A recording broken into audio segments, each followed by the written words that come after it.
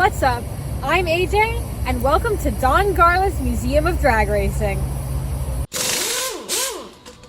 This past fall, I had the opportunity to visit the Don Garlits Museum of Drag Racing.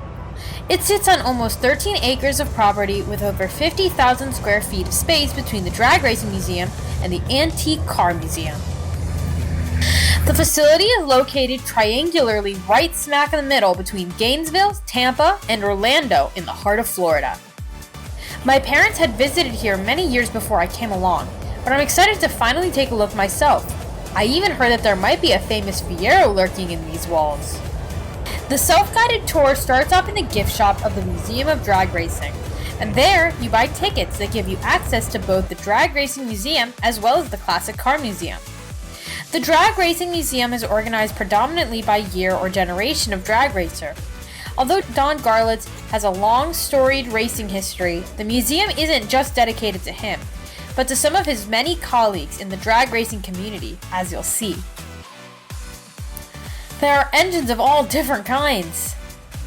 It's a flathead. There's even a jet engine-powered drag car.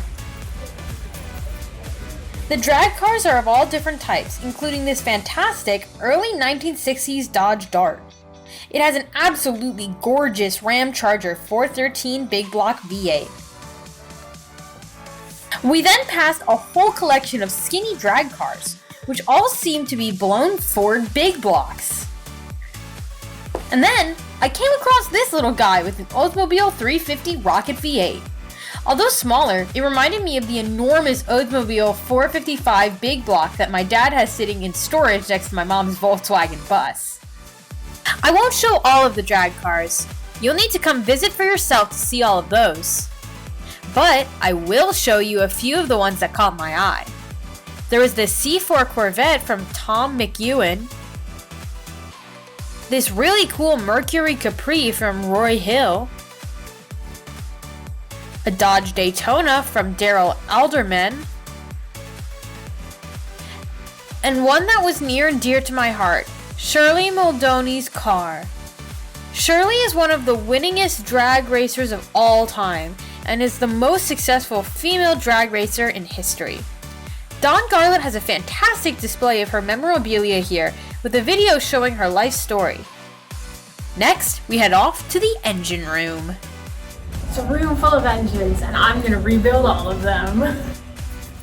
There were so many engines, including several vintage Hemis. There were some classic Oldsmobile motors, and even a vintage Ford engine from 1937. There was even a gold-plated carburetor. Before we leave, I, of course, need to point out a couple of the Pontiacs. There was the 1984 Pontiac Trans Am raced by Leonard Hughes, and this crazy-looking jet-powered 1992 Pontiac Firebird Formula.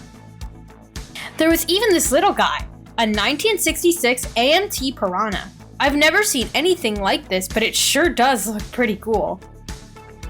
There's so much more to see here, including all of Don Garlits' trophies, awards, and other racing memorabilia. I'm not even scratching the surface. I probably spent a good hour or more in the Drag Racing Museum, but it was time for me to make my way to now the Classic Car Museum. My ticket was good for both museums, so it's just a short walk to the new building. I've been told there's a famous Fiero in here, so let's check it out. Once inside, you're greeted by a maze of classic cars, starting with early American, pre-war to post-war, classic American 60s muscle, the 70s, and even some 1980s cars. But that's not all. You start off right by an old-school service garage, complete with vintage tools and equipment. I even found this incredibly cool GM Diagnostics Center that was used to check the health of a typical 1970s carbureted vehicle. There's an incredibly long row of pre-war era cars. If I tried to go over even half of these, this video would be an hour long. There were that many cars. It goes from pre-war to post-war, and you are immediately presented with this really cool-looking 50s era Mercury Coupe. And of course, there's even some cool-looking flathead engines. Next, you're thrown right into the 60s with an amazing selection of cars, including a 1964 and a half Mustang, a Ford Ranchero, and a classic Hemi-powered Plymouth. But then, what's this? 402. And then, and then 205.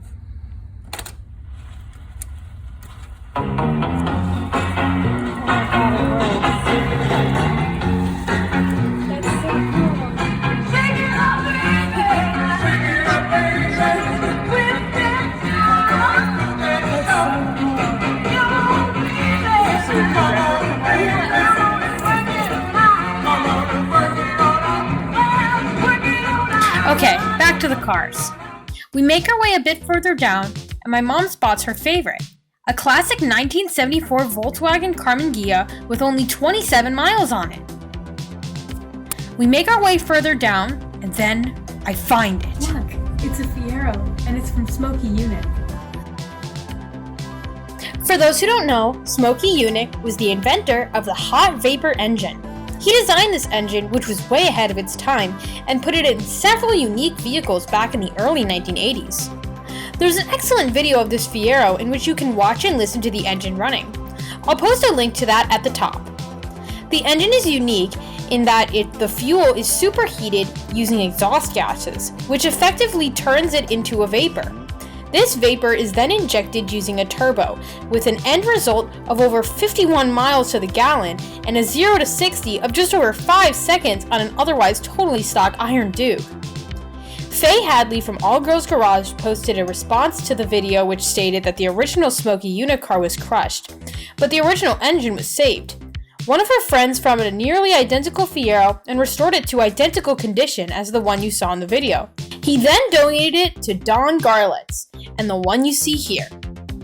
It's great to see this engine back in a car where it belongs. Thank you so much for watching. I'm really excited that we saw a Fiero because I wasn't really thinking we were going to see one, and then we ended up seeing one, which is pretty cool. I definitely recommend if you live in Florida to come visit this place. It's pretty awesome. If you like the video, make sure to like and subscribe before you go so you can see my next video, and I will see you in the next one. Bye-bye!